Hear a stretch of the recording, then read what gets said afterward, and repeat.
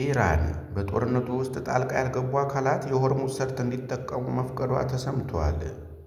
ፕሬዚዳንት ትራምፕ በኢራን ላይ የሚካሄደውን ጦርነት ለማቆም ባለ 15 ነጥብ ዕቅድ ባቀረቡበት ወቅት ፔንታገን 2000 የአየር ወለድ ወታደሮችን ወደ መካከለኛው ምስራቅ እንዲንቀሳቀሱ አዟል ተብሏል።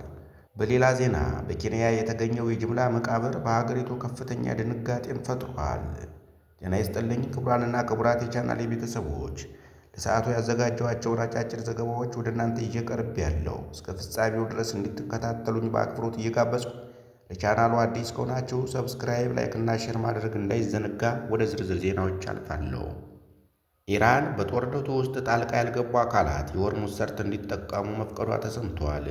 ኢራን ጦርነት ያወጁብኝ ጠባጫሪ ሀገራትና አጋሮቻቸው እና ከሰየፈቻቸው አካላት ውጭ ያሉ መርከቦች በሆርሙዝ ሰርጥ እንዳልፉ መፍቀዷን ይፋ አድርጋለች። ይህንንም ውሳኔዋን ለተባበሩት መንግስታትና ለጸጥታው ምክር ቤት እንዲሁም ለዓለም አቀፉ የባህር ትራንስፖርት ድርጅት ገልጻለች። ውሳኔውን የተመለከተ ሰነድ በኢራን የውጭ ጉዳይ ሚኒስቴር በኩል ለተባበሩት መንግስታት ዋና ጸሐፊ አንቶኒዮ ጉተሬዝ እና ለ176 የዓለም አቀፉ የባህር ትራንስፖርት ድርጅት አባላት እንዲደርስ ተደርጓል። የሆርሙዝ ሰርጥ እንዲተላለፉ የተፈቀደላቸው መርከቦችን የኢራን ባለሥልጣናት የሚያስተናግዱ እንደሆነ ዘገባው አመልክቷል። ራሷን ለመከላከል በሆርሙዝ ሰርጥ ላይ አስፈላጊ ውሳኔዎችን እንደምታስተላለፍ የገለጸችው ኢራን የሆርሙዝ ሰርጥን በመጠቀም ጥቃት እንዲፈጽሙባት የማትፈቅድ መሆኑን ገልጻለች።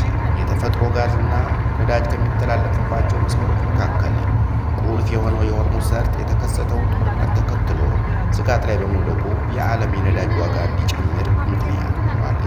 ፕሬዚዳንት ትራምፕ በኢራን ላይ የሚካሄደውን ጦርነት ለማቆም ባለ 15 ነጥብ ዕቅድ ባቀረቡበት ወቅት ፔንታጎን 2000 የአየር ወለድ ወታደሮች ወደ መካከለኛው ምስራቅ እንዲንቀሳቀሱ ማዘዙ ተሰምቷል።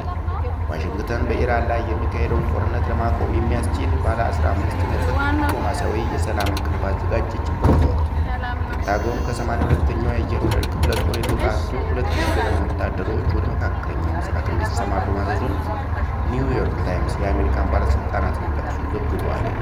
ሁለት የመከላከያ ሚኒስቴር ባለሥልጣናት ለጋዜጣው እንደገለጹ የወታደሮቹ እንቅስቃሴ ፕሬዚዳንት ዶናልድ ትራምፕ ከቴሄራን ጋር የጀመሩትን የዲፕሎማሲያዊ ጥረት በሚያከናውኑበት ወቅት ተጨማሪ ወታደራዊ አማራጮችን እንዲያገኙ ታስቦ የተደረገ ነው።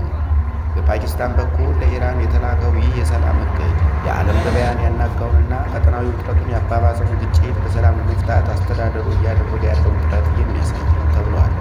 ኢራን የቀረበውን የሰላም ዕቅድ ለድርድር መነሻ አድርጋ ትቀበለው ወይም አትቀበለው እስካሁን የታወቀ ነገር የለም። በተጨማሪም ባለፉት 4 ሳምንታት ከአሜሪካ ጋር በመሆን በኢራን ላይ ጥቃት እየሰነዘረች የምትገኘው እስራኤል ይህንን የዲፕሎማሲያዊ ጥረት ተደግፈው ወይም አትደግፈው ግልጽ አልሆነም ተብሏል። ፕሬዚዳንት ትራምፕ ማክሰኞ ዕለት ለጋዜጠኞች በሰጡት መግለጫ ጦርነቱን ለማቆም ድርድር እየተካሄደ መሆኑን ጠቁመዋል። እነሱ ስምምነት ማድረግ ይፈልጋሉ ሲሉ ተደምጠዋል። ይሁን እንጂ የኢራን ባለሥልጣናት ድርድር እየተካሄደ መሆኑን በይፋ አስተባብለዋል። ተመሳሳይ ኢራን ድርድሩን ውድቅ አድርጋለች። አሜሪካ በታጂኪስታን አደራዳሪነት ጦርነቱን ለማስቆም 15 የመግቢያ ስምምነት አንቀጾችን አቅርባ የነበረ ቢሆንም ኢራን ውድቅ ማድረጓ ተዘግቧል። ትራምፕ ያቀረቧቸው የመደራደሪያ ሀሳቦች ኢራን በመደብደብ የሚያሳካቸው ስላልሆኑ እኛ መዋጋታችንን እንቀጥላለን ሲሉ ተናግረዋል። በሌላ ዜና በኬንያ የተገኘው የጅምላ መቃብር በሀገሪቱ ከፍተኛ ድንጋጤ ፈጥሯል። በኬንያ ኬሪቶ ከተማ በሚገኘው አንድ የጅምላ መቃብር ውስጥ የተገኙ አስከሬኖችን የማውጣት ሂደት የቀጠለ ሲሆን እስካሁን በአብዛኛው ሕፃናት የሆኑ 32 አስከሬኖች መገኘታቸው ተገልጿል። ፖሊስ አስቀድሞ በቦታው ተቀብረዋል ተብሎ የታሰቡ 14 አስከሬኖችን ለማውጣት የፍርድ ቤት ትዕዛዝ ካገኘ በኋላ ተጥፏል። ሆኖም ከተገመተው በላይ በርካታ አስከሬኖች ተገኝተዋል ነው የተባለው። መንግስት ፓትሮሎጂ ሪቻርድ ሚዶረጌ እንደገለጹ አስከሬኖቹ በግድያ ውስጥ ተጠቅልለው የተገኙ ሲሆን ሁኔታው ያልተለመደና አስደንጋጭ መሆኑን ገልጸዋል። ሟቾቹን በአስቸኳይ የመለየትና ለመሞታቸው ምክንያት የሆነውን ሁኔታ የማጣራት ስራ እንዲከናወን ጥረቶች እየቀረቡ ነው። የምርመራ ሂደቱ በከባድ ዝናብ ምክንያት የተወሰነ ጊዜ ተቋርጦ የነበረ ቢሆንም አሁን ላይ ግን በከፍተኛ ጥንቃቄ እየተከናወነ ይገኛል። ይህ ክስተት ከጥቂት ዓመታት በፊት በኬንያ ከተከሰተውና በመቶዎች የሚቆጠሩ ሰዎች በረሃብ እንዲሞቱ ካደረገው የሻሆላ ሃይማኖት ቡድን ጋር ተመሳሳይነት ይኑረው አይኑረው በምርመራ ወቅት የሚታወቅ ይሆናል ተብሏል። ክቡራንና ክቡራት የቻናሌ ቤተሰቦች ለሰዓቱ ያዘጋጀኋቸው አጫጭር ዘገባዎች ስለቆያችሁ ከልብ እያመሰገንኩ ለቻናሉ አዲስ ከሆናችሁ ሰብስክራይብ፣ ላይክ እና ሼር ማድረግም እንዳይዘነጋ። መልካም ቀን ይሁንላችሁ።